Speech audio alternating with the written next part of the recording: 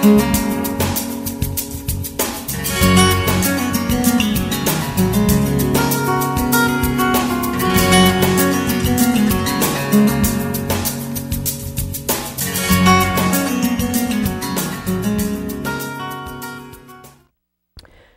day, everyone, and welcome to this GIS report.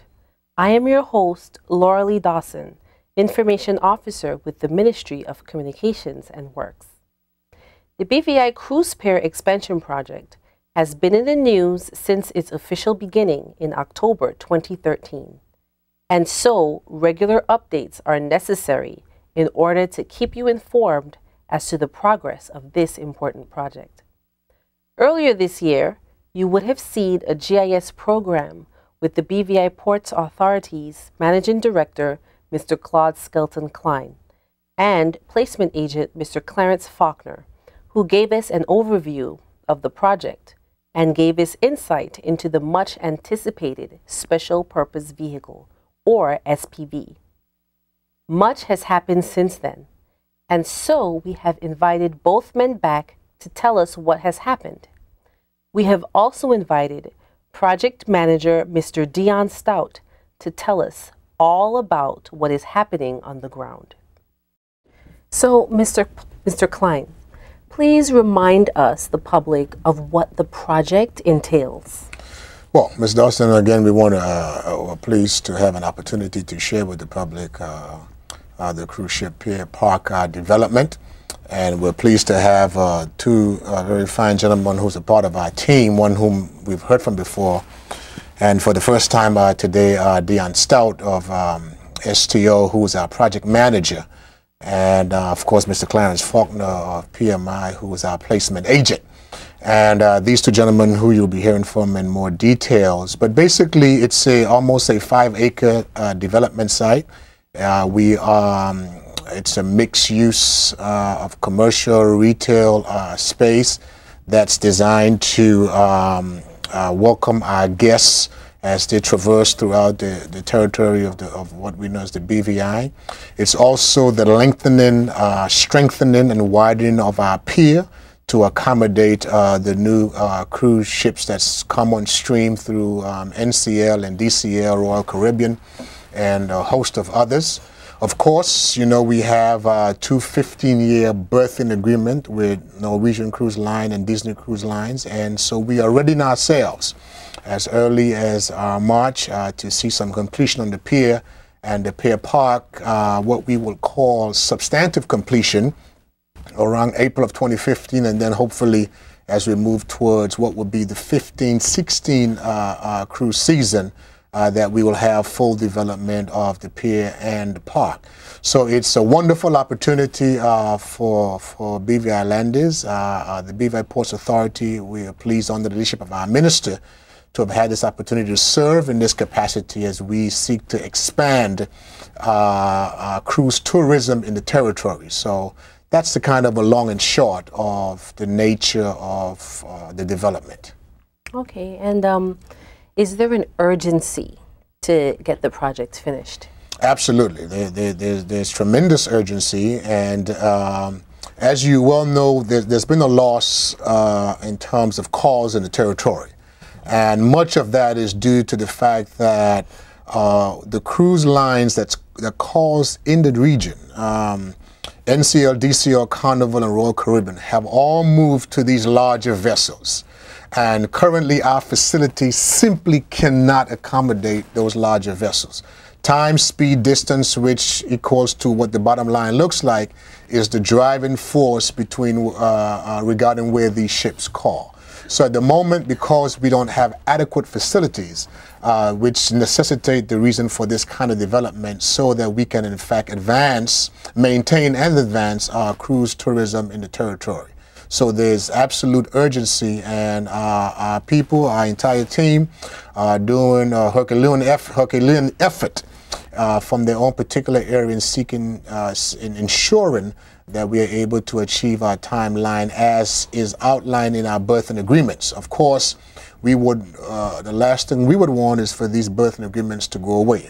You know, we are the envy of the region. No other territory in our region that is the bulk of cruise tourism, has 15-year agreements with two of the largest 4 cruise lines in the entire industry. And so we by no means want to see this go away. So we are working diligently, with diligent haste, I should say, in ensuring that this development comes to fruition. Okay, that's quite understandable. Now, what does this project mean for the BVI cruise industry? Well, it means tremendous growth. Clarence, when he comes in, will speak later to some of those offshoots. But here it is. Listen, you have 2 agreements with 2 of the major cruise lines for 15 years. On the face of that, that's worth $100 million. That's not including the escalation price costs at the 2% rate for passenger headcount. It means that we can now market the destination, the BVI, not just Tortola, but all of our sister islands, all of our keys. It's now a destination. And according to the berth agreements, through Disney and NCL, we're going to be receiving the kind of marketing impact that we could not pay for on an annual basis if we were to engage them directly and just help them to market the destination. So for the territory, it means an opportunity for locals to participate in a couple of ways. One, they can become merchants/tenants at the Pier Park. 2, they can purchase shares on the landside development component, of which you'll hear a lot about later with Clarence. And then all of the offshoots from that, in Craft Alive, the outer station in terms of beach break opportunities, taxi persons can expand their businesses and move to water taxiing, moving persons to US Van Dyke, to Sandy Key, to Prickly Pear, to the Bats, you name it. On the land side, it's an opportunity both for government and private landowners to develop spaces where there are historic sites. Expand that area. First of all, create a story around those areas, and then expand their businesses by vendoring through food and beverage, through anything that's indigenous to the BVI. So there's tremendous offshoot as the impact, the economic impact in terms of entrepreneurial opportunities and employment opportunities that will result as this development is completed. Okay, sounds very interesting. And now, Mr. Stout, yes, we know that a lot has happened since officially ground was broken there, May of this year. What has been done thus far? Indeed, a lot has happened, Ms. Dawson. We have the project, which is divided into 2 parts. There's a marine aspect and a land aspect. The marine side, we are strengthening, lengthening the pier, and we are also making a boardwalk, and we also revetment and creating of new lands in front of the government building. At this moment, we're actually dredging, and the dredging started about 2 weeks ago on the 23rd, and it's a 24-hour operation where we're actually creating about 4 acres of land in front of the government building. We're currently widening the northeast side of the pier, which is the side towards the port, and that is actively ongoing, which we want to complete, like the MD said, early March, so the first ship could berth to that northeast side. And we're also going to create a boardwalk along the south side of the development, which eventually will go all the way down to Craft Alive. That's for the marine side. On the land side, we're building about 17 buildings and about 18 kiosks. At the moment, it's about 8 2-story buildings, and those have to be piled. The piling for those buildings is about 80% complete at this moment, and the slabs for 4 of the buildings are completed. We have vertical construction, which started early November, which is going very well on the Welcome Center, and we expect that to be completed mid to late February. So that is what's happening currently on the ground. Okay, sounds like a lot's going on. What else needs to be done? Well, we have civil works, which will be bringing in all the utilities to the project. The other buildings have to be built. There's, like I said, 17 buildings, and those have to be completed. All the landscaping has to be done, and also the completion of the overall marine aspect, completing the dock, expanding it, and lengthening it, all the mooring dolphins, etc. So those, again, we're trying to get those wrapped up by April for the marine aspect, and we're going to the summer with the land side. Okay. Now, Mr. Klein again, we know that there's much interest for entrepreneurs for spaces at Tortola Pier Park. When will we know what businesses will be there? Yeah. By the end of this year, we hope to have advanced all of the interests. We have, I think, it's about 208 or so clients. And if that figure has increased, yes. And that figure has increased, and so we want to advance that towards our board, who will engage in the final deliberations and decisions. There's about 40 or so spaces that's actually available in terms of opportunities. So we are working towards a timeline that towards the end of the year, we want to have certain leases signed, especially with what we call our anchor tenants, as well as the other wraparound stores for the Pier Park. So that's the timeline that we're working with. Okay. So persons can expect here shortly. Some people have already receiving their draft lease for their review and their attorneys to look at, and then they will get back to us. Okay, good. Now, I understand we're anticipating 650,000 passengers for the 2015-2016 cruise season. What advice would you give other entrepreneurs who may not get a space at the park?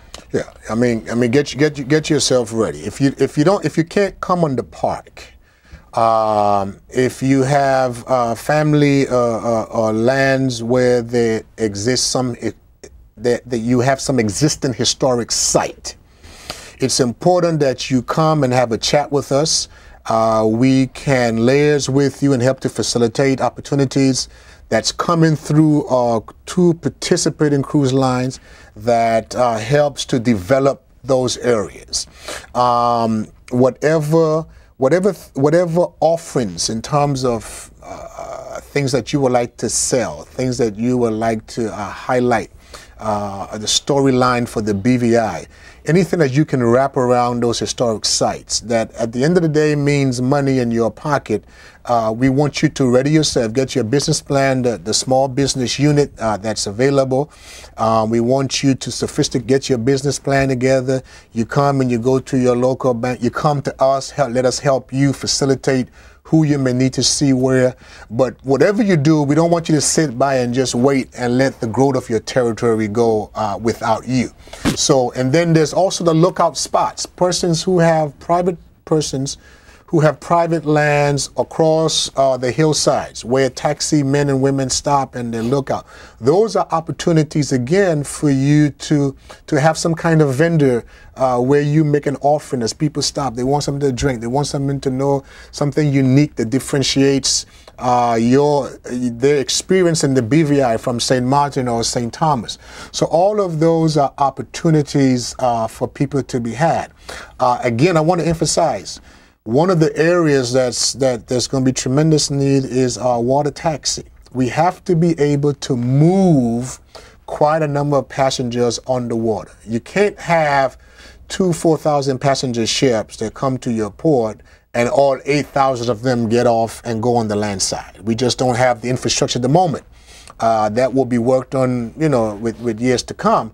We need to move a third of those persons to the outer islands for their beach break opportunities, for their tours, for the shore-ex. So we are also asking and encouraging persons in that industry to think about expanding your business, not just on the land side, but for water taxiing. So those are some of the opportunities, I think.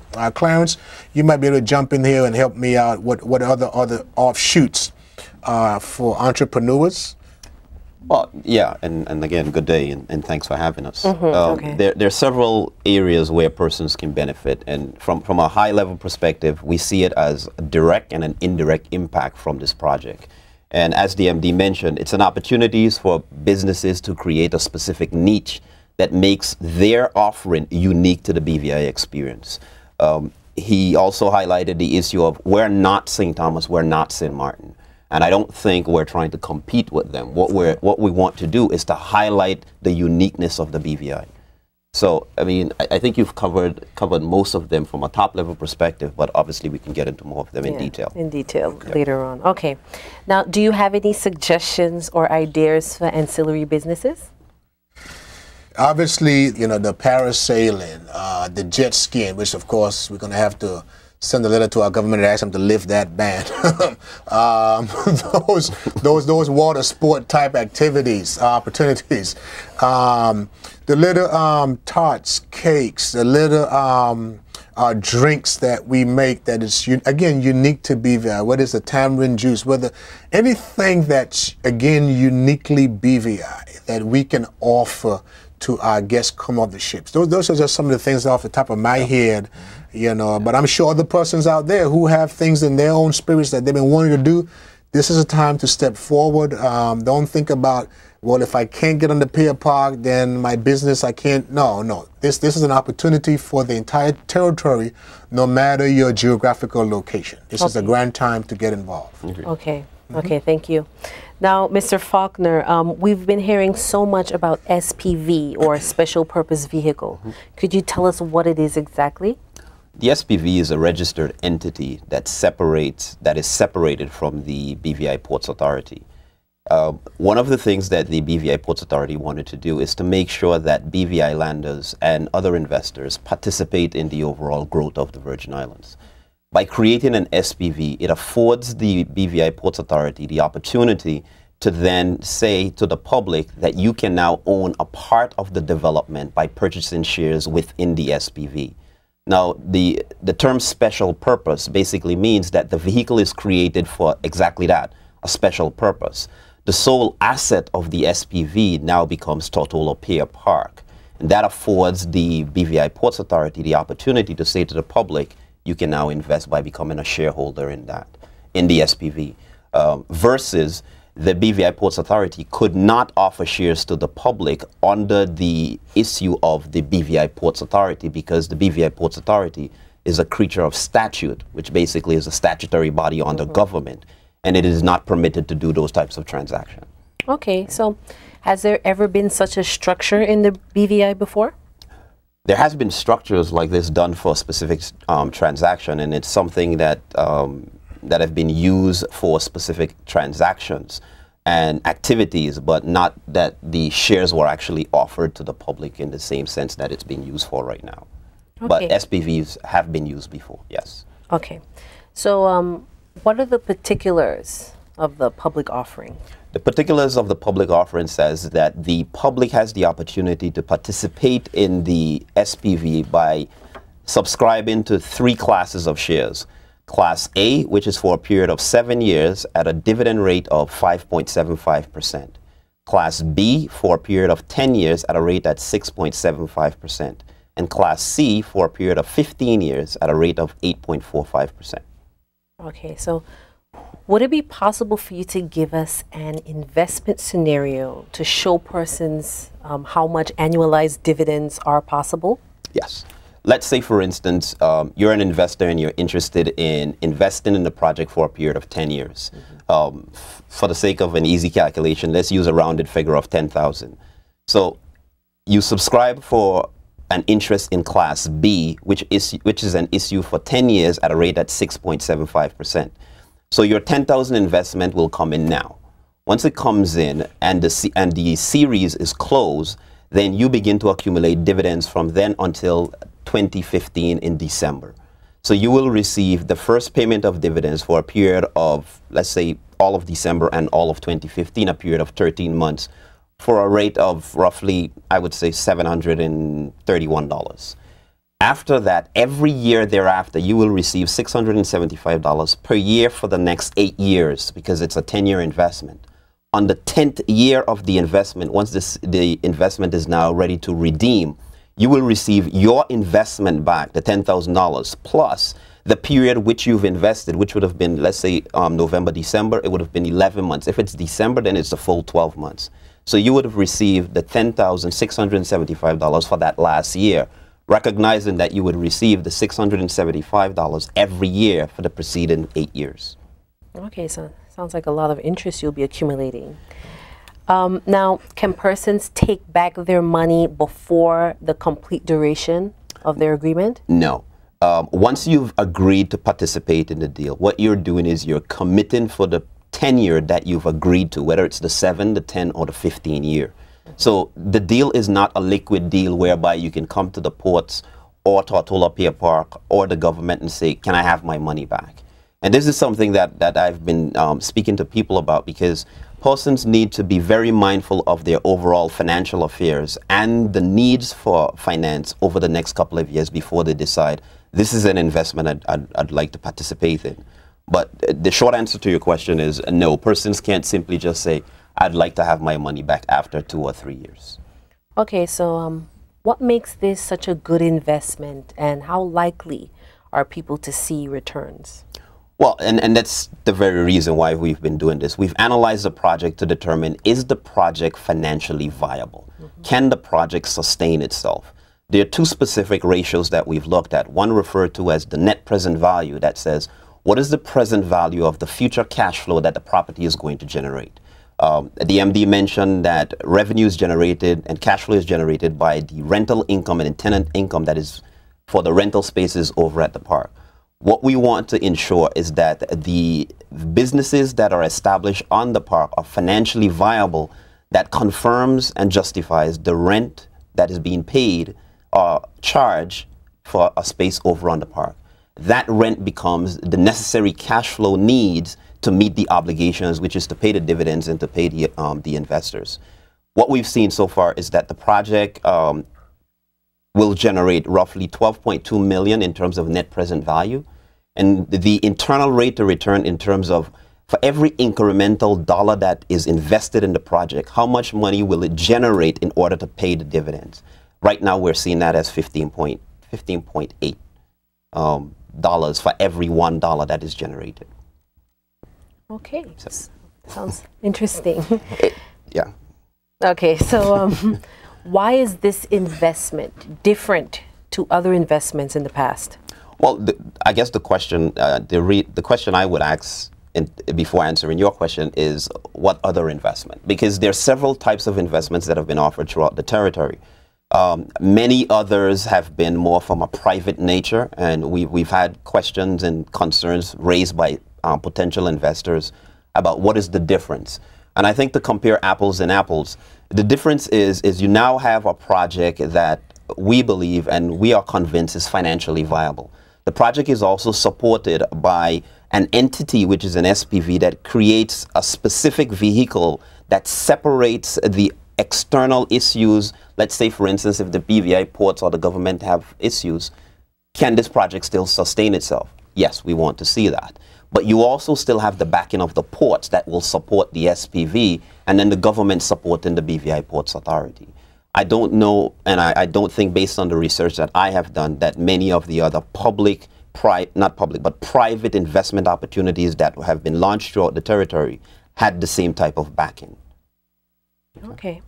Now, who should invest and why should they invest?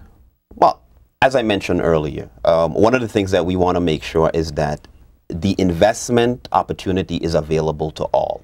But we want to make sure, however, that the persons who are interested in investing understand their financial health and wealth. Because you want a situation where persons can simply say, instead of having my money sit in a financial institution and not having it grow for them, here's an opportunity for them to participate in the growth of the BVI, but also to see their wealth generate an adequate level of return. We believe that this investment opportunity offers that to the citizens of the BVI. Okay, thank you, Mr. Faulkner, for your input. Yeah. So are there any final words, any final comments that you would like for the public to come away with? Yes. First, again, we want to thank you for the opportunity for having us and providing us a venue to share about what the BVIPA through TPPL is doing. And, of course, we're glad again to have Mr. Dion Stout, STO, who's our project manager, Clarence Faulkner of PMI, who is our placement agent, Sheila George at Harneys, who leads one of the, the flagship in our territory, our General Counsel Internal, our Varian Vanterpool. These are the key persons around the team that we have built that have brought us to where we are under the leadership of our Minister for the subject. So we are grateful for that opportunity to serve in this capacity. We believe it's the best investment anywhere, not just in the BVI, but anywhere you think in terms of investment. to have an opportunity to at 5.75%, 6.75, and 8.45 at 7, 10, and 15 year is unheard of. And what we're excited about especially is that BVI landers, anyone who is deemed to belong to this territory, has an opportunity and I think an obligation to become a part of the growth of the tourism product for their territory. We want to strongly encourage persons not to miss this opportunity. One, you can have a space and pursue your purpose, your entrepreneurial spirit. Two, you can invest in the very same development. I mean, what makes it the best is that it's a real estate development. It's something that you can look outside your window and visibly see every day. It's not some stock somewhere in Ford or GM, as good as they are. It's right outside your window. It's real estate. It's a piece of real estate, by the way, that is owned by Tortola Pier Park Limited, whose sole shareholder is the British Virgin Islands Ports Authority, which is the statutory body, whose sole shareholder, by the way, is central government. So in terms of the level of security and the confidence around the team, around the piece of real estate, around the short and long-term impact you can have for your bottom line, we think it's the best thing in town. And we are especially excited. So if you see my passion, if you see it coming through, it's because that's what it is. We do not want persons to miss what is a grand opportunity for them to become a part of the growth of their territory. So we encourage you to take full participation in every way that you can.